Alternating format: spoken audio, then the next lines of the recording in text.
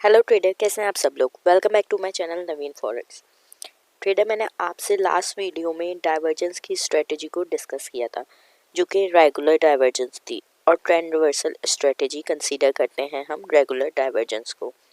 आज हम डाइवर्जेंस की सेकेंड टाइप को डिस्कस करेंगे, जिसका नाम है हिडन डाइवर्जेंस, और ये ट्रेंड कंटिन्यूएशन स्ट्रेटजी है। अगर हम इन दोनों स्ट्रेटजी को कंपेयर करें तो रेगुलर जो डाइवर्जेंस होती हैं वो as compare to hidden divergence ज़्यादा रिस्की होती हैं, क्योंकि ट्रेंड रिवर्सल होता है तो फेक ब्रेकआउट्स वगैरह के चांसेस हमारे पास बहुत ज़्यादा होते हैं। पर हिडन डाइवर्जेंस मैं आपको पहले दिन से बता रही हूँ कि फॉरेक्स में ट्रेंड की बहुत ज़्यादा वैल्यू है। Trend is your friend. तो हिडन डाइवर्जेंस इस हिसाब से बहुत लेस रिस्की होती है, क्योंकि आपको ट्रेंड को फॉलो करते हुए एंट्रीज लेनी होती हैं, और आप जब तक ट्रेंड उसका कंटिन्यू रहता है तो वो प्रॉफिट आपका ट्रेल होता रहता है। तो इस वजह से रेगुलर डाइवर्जेंस जो होती हैं वो रिस्की होती हैं, और हिडन डाइवर्जेंस जो होती हैं वो लेस रिस्की होती हैं। ये इन दोनों में एक डिफरेंस है।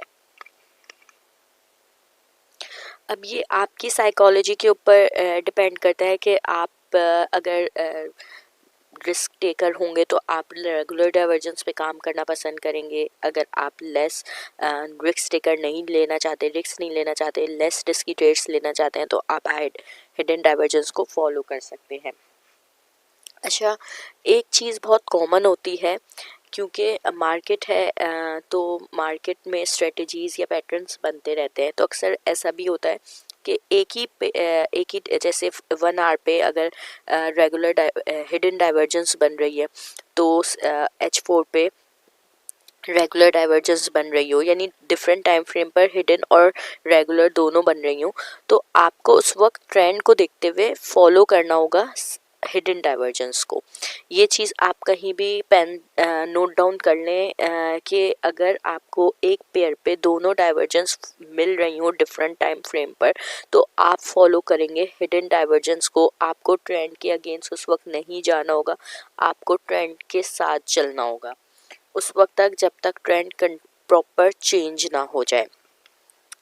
और दूसरी चीज़ ये कि ये जो किसी भी पेयर पे हम इस जैसे हमने उस स्ट्रेटेजी के लिए कहा है कि वो किसी भी पेयर पे वर्कआउट होती है, ये भी किसी भी करेंसी पेयर पे वर्क हो सकती है।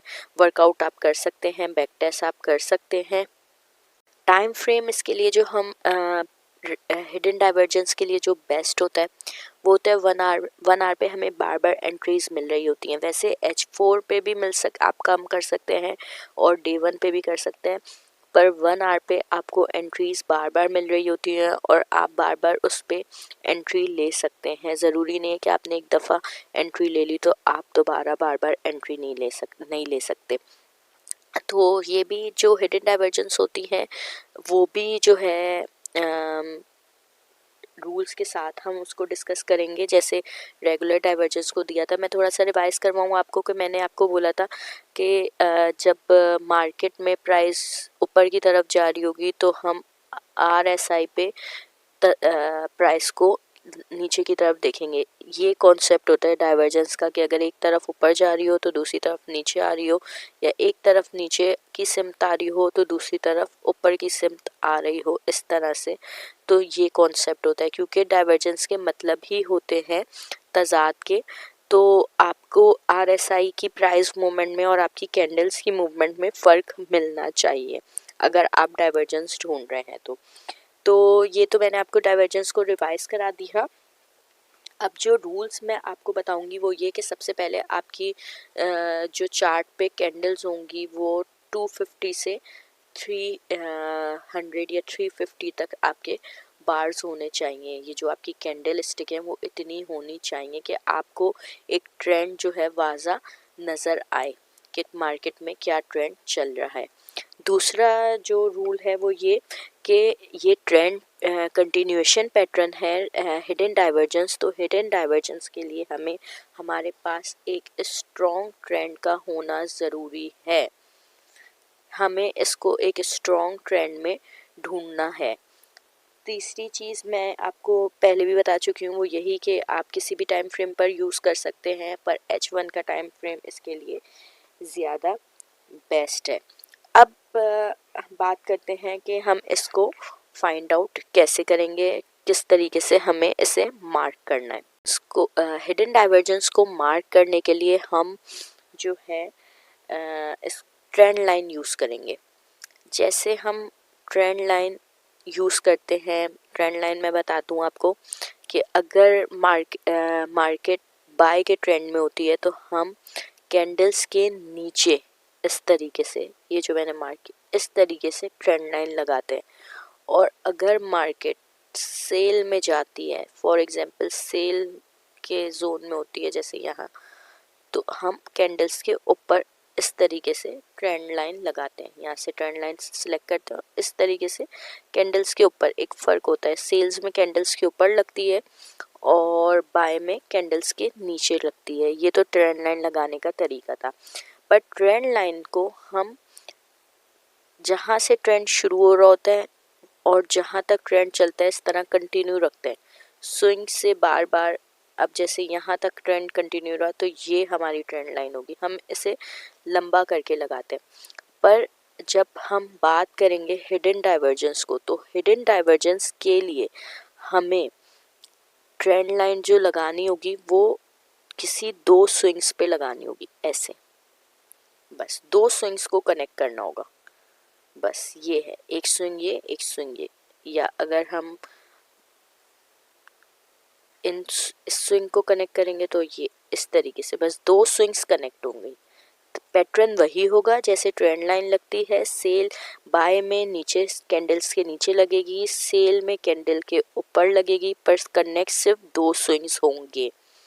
ये बहुत इंपॉर्टेंट रूल है, इसको याद रखिएगा कि सिर्फ दो स्विंग्स को हमें कनेक्ट करना है।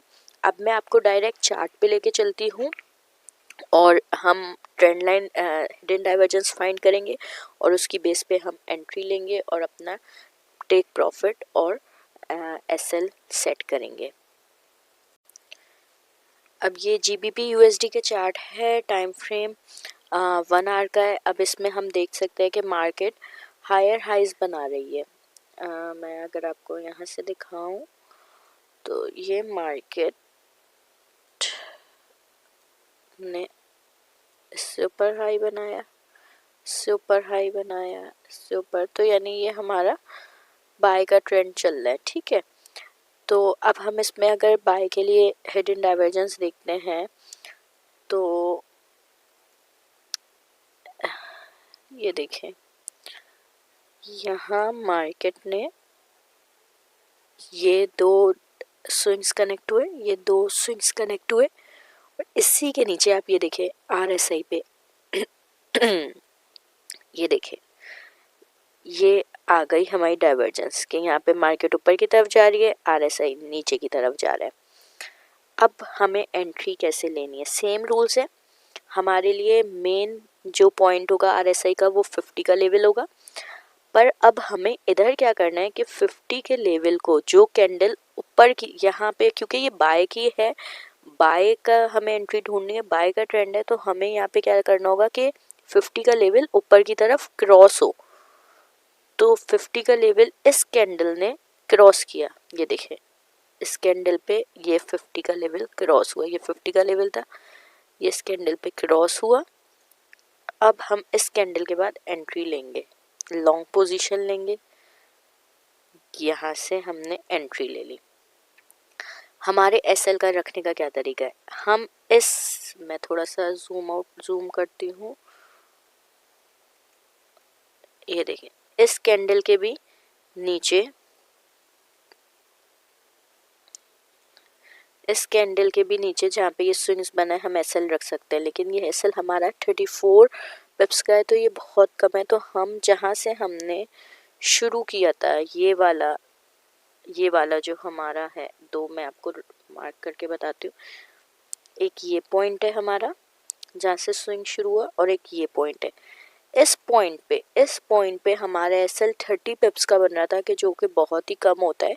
चांसेस होते हैं हम ना थोड़ा सा एक तरीके से कहते हैं सांस लेने की मोहलत दे रहे हैं हम कैंडल को। 30 पिप्स बहुत कम पिप्स होते हैं, तो $3 का एसएल बहुत ज़्यादा आपका स्ट्रिक्ट एसएल हो जाएगा, जो चांसेस होंगे हिट होने के।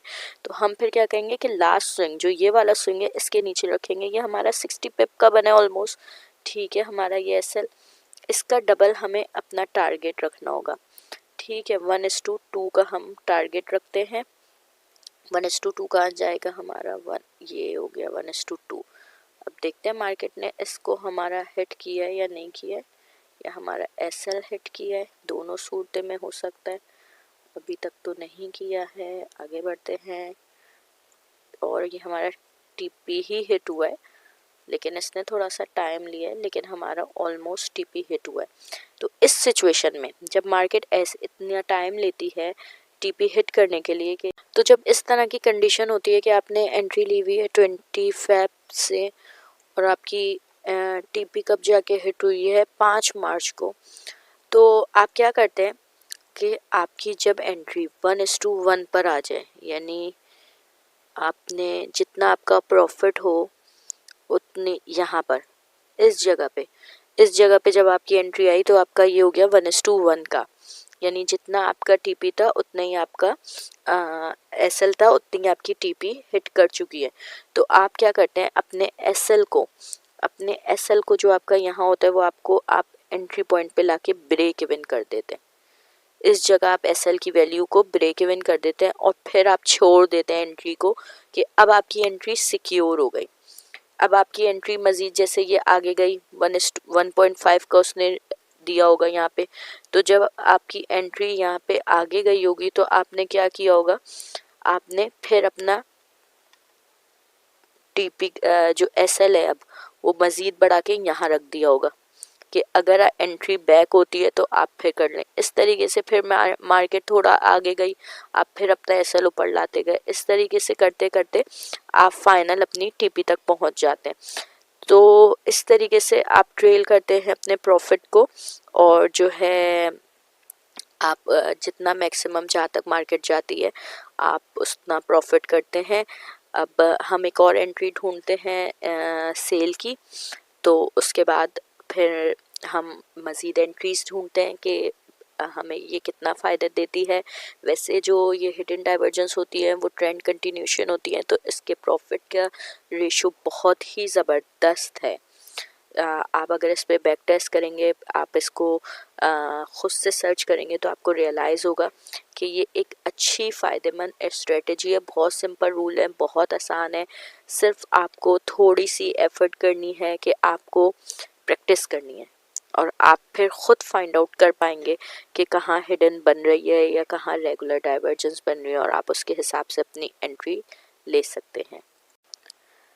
अब हम एक और एग्जांपल देखते हैं, सेल की देखते हैं। ये देखें जी, मार्केट ने लोअर लो बनाया, ये ठीक है, ये एक स्विंग, मेजर स्विंग पे हम काम करते हैं ना, तो ये एक स्विंग कंप्लीट हुआ। अब इसके अगेंस्ट में सेम देखें RSI, ये कैंडल है, तो यहाँ से ये इसके, ये आप देख लें दोनों, एक चीज़ नीचे की तरफ आ रही है तो दूसरी चीज़ अपवर्ड की तरफ गई। रूल्स क्या होंगे, रूल्स यही होंगे कि जो कैंडल 50 के लेवल को क्रॉस करे, जैसे कि इस कैंडल ने 50 के लेवल को क्रॉस किया, तो हम इस कैंडल के एंड पर हमने एंट्री ले ली, ठीक है। ये हमने एंट्री पॉइंट रखा, हमारा एसएल क्या होगा, जो मैंने आपको कहा था कि या आप अगर ये भी रख सकते हैं लेवल और ये भी रख सकते हैं। तो ये जो लेवल है हमारा, ये हमारा 50 पिप्स बन रहा है, बेहतरीन लेवल है, ठीक है, 50 पिप्स एक्सेप्टेबल है। अब हम आते हैं इसका 1:2 का, 1:2 हमारा यहाँ पे हो गया। तो ये देख लें कि मार्केट ने हमारा 1:2 हिट कर दिया। अब हम देखते हैं कि मार्केट ने हमें मज़ीद कितने पिप्स दिए हैं, और तो मार्केट यहाँ तक आई है, नहीं और नीचे गई है, अच्छा जी, और नीचे गई है, कहाँ तक गई है मार्केट? हाँ,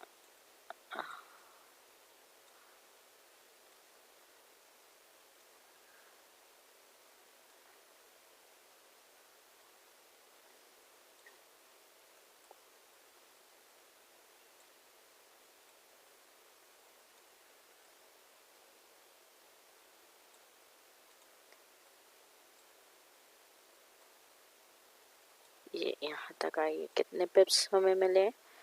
हमें मिले हैं, एक मिनट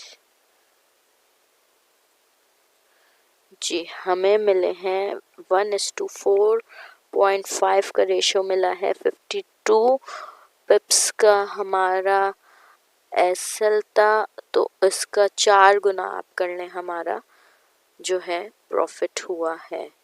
मतलब कि 247 पिप्स हमें मिले हैं। यानी एक, अगर मैं 0.01 की लॉट से देखूं तो हमें $24 का प्रॉफिट हुआ होगा। तो बेहतरीन प्रॉफिट है 0.01 की लॉट से। एंट्री डेट हमारी कितनी होगी? 17 नवंबर 2023 से लेके 3 दिसंबर 2023, तो यानी 2 हफ्ते में हमें $24 का प्रॉफिट हुआ होगा। बेहतरीन प्रॉफिट हुआ है ये हमें। तो ट्रेडर, मैंने आपको दोनों सेटअप फाइंड आउट करके बताए। बाय का भी सेल का भी बहुत सिंपल है, बहुत इजी है, आप आराम से ढूंढ सकते हैं। मैं रूल्स अगर रिपीट कर दूं तो आपको सबसे पहले स्ट्रॉन्ग ट्रेंड का ढूंढना है। टाइम आप अपने हिसाब से रख सकते हैं। मैं H1 को रिकमेंड कर रही हूँ, बट डेली और H4 पर भी हो सकता है। H1 से नीचे थोड़ा रिस्की हो जाएगा। और इसको फाइंड करने के लिए हम ट्रेंड लाइन यूज़ करेंगे, पर हम ट्रेंड लाइन किसी सिर्फ 2 स्विंग्स पर लगाएंगे। स्विंग्स आपको मेजर देखने हैं। अगर आपको मेजर स्विंग्स नहीं पता तो आप मेरी प्रीवियस मेजर स्विंग से रिलेटेड जो वीडियो है वो देख लें। और आपको 2 स्विंग्स के ऊपर काम करना है। और सेल के ट्रेंड में आपको इस तरीके से कैंडल के ऊपर, जैसे मैंने कैंडल के ऊपर लगाई है, ये ट्रेंड लाइन ऐसे लगानी है। और बाय के ट्रेंड में आपको इस तरीके से कैंडल के नीचे यहाँ से यूँ 2 स्विंग्स को कनेक्ट करना है। तो इस तरीके से आप जो हैं कनेक्ट करेंगे। उसके बाद आपको सेम पैटर्न पे RSI पे देखना है कि उसके अगेंस्ट में जो है जा रही है, डाइवर्जेंस फाइंड आउट हो रही है। अगर आपको डाइवर्जेंस RSI पे मिलेगी तो फिर आपको 50 के लेवल को क्रॉस करने के बाद जो कैंडल होगी उस पर आपको एंट्री लेनी है। एक और चीज़ मैं आपको गाइड कर दूं, सेल के लिए 50 के लेवल को नीचे की तरफ क्रॉस करेगी अगर आपको सेल की एंट्री लेनी है, पर बाय के लिए RSI 50 से ऊपर की तरफ जब क्रॉस करेगा तो आपको एंट्री लेनी है। बस ये सिंपल से रूल हैं जो मैंने आपको रिवाइज करवा दिए, और इन्हीं रूल्स के बेस पे आप प्रैक्टिस करके एक अच्छा प्रॉफिटेबल स्ट्रेटेजी से आप सक्सेसफुल हो सकते हैं। उम्मीद करती हूँ आपको ये वीडियो पसंद आई होगी। बहुत मैंने कोशिश की है इसको इजी वे में आपको आप तक मैं समझा सकूँ डाइवर्जेंस के कॉन्सेप्ट को। मिलते हैं नेक्स्ट वीडियो में, next new learning new strategy के साथ। तब तक के लिए मुझे इजाज़त दीजिए। अल्लाह हाफ़िज़।